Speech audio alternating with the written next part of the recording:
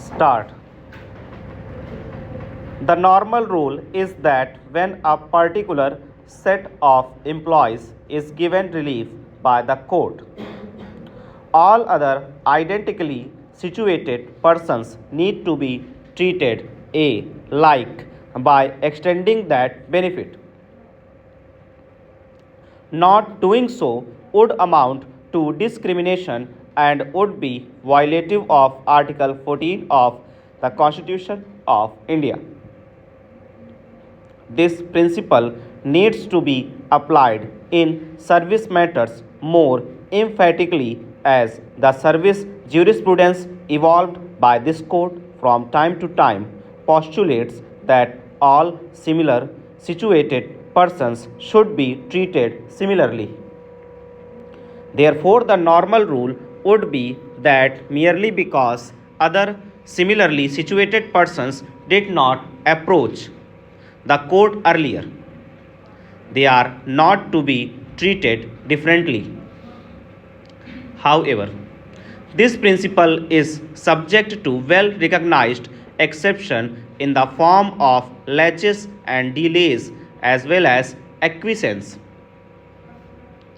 Those persons who did not challenge the wrongful action in their cases and acquiesced into the same and woke up after long delay only because of the reasons that their counterparts who had approached the court earlier in time succeeded in their efforts. Then such employees cannot claim that the benefit of the judgment rendered in the case of similarly situated persons be extended to them. They would be treated as laches and delays and oblique or the acquiescence would be a valid ground to dismiss their claim. Recently, the Honorable Apex Court in the Civil Appeal number 852 of 2020 decided on 31/1/2020 in the case of Chairman Managing Director UP Power Corporation Limited and others versus Ram Gopal has held as under. While it is true that limitation does not strictly apply to proceedings under Articles 32 or 226 of the Constitution of India, nevertheless, such rights cannot be enforced after an unreasonable lapse of time.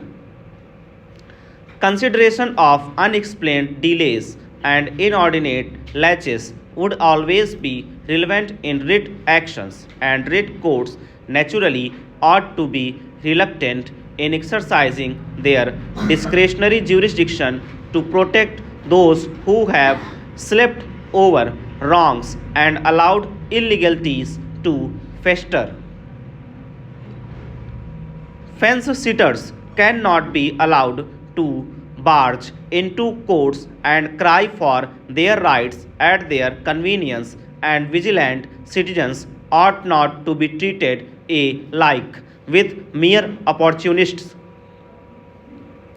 Following the principles of law laid down in the above noted judgments, we find that there is unexplained delay of approximately 4 years in filing the present writ petition. Thus, the present writ petition is also barred by laches.